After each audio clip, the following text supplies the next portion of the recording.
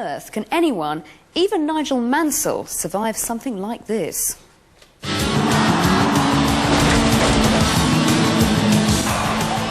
This was the moment when 60,000 horrified spectators thought they might have witnessed a sporting tragedy as Nigel Mansell's Ford Mondeo smashed into a concrete wall. I can remember going backwards and just looking at the wall by the bridge coming close and close, and I was thinking, well, here we go. When you wake up an hour or so later and you're in hospital and you're in a lot of pain, you know how serious it was. The world of saloon car racing is one of high-speed action and danger, with cars travelling inches apart at speeds of up to 150 miles an hour.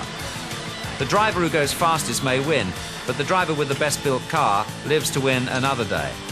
In crash after crash, even the best of them is at the mercy of his equipment. There's a lot of luck involved when you have an accident. You can have a monumental accident and walk away from it, and you must never forget this. You can have a very simple accident and you might not walk away from it. So how did Mansell survive while his car ended up in the scrapyard?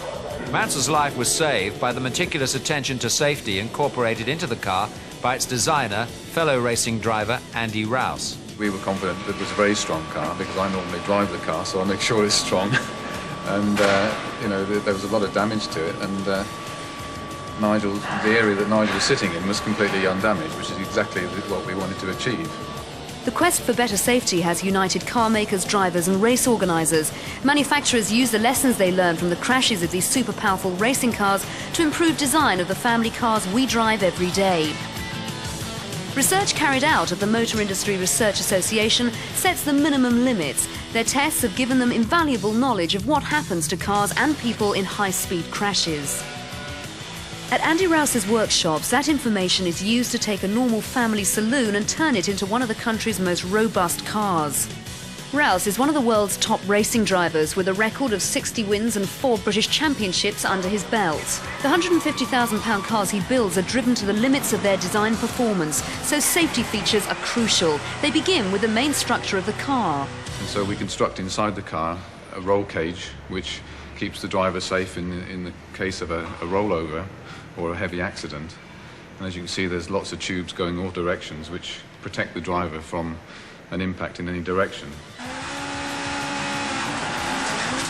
A quick get-out can be the difference between life and death, so a special quick-release seatbelt is standard. Fire is an obvious hazard, so the cars are equipped with an extinguishing system that can be operated with one flick of a switch by the driver. To prevent explosions, the fuel tank is made of special rubber. It's filled with foam to prevent the petrol swilling around. The seat is special too in the fact that it has a great deal of support on the shoulders and on the side, so in the event of a side impact, the driver is securely held. And in addition, the driver is protected by a triple-layer fireproof suit and crash helmet. But Mansell fractured a rib and was knocked unconscious in his crash. So what went wrong? Well, not that much. The only thing that we found was that the seat had moved to the side towards the outside of the car, which is why Nigel's head hit the window. The seat brackets actually did move across, which wasn't a major problem. It did absorb some of the impact anyway, but that is an area now that we'll address and improve with the new cars that we're building. And next year, a net like the one you can see in this car replaces the window next to the driver to prevent serious head injuries. So what about the world's most successful racing driver? Anything else he'd like to see in the cars? Yeah, I'd like an ejector seat on those times so you can press a button and just come out with a parachute.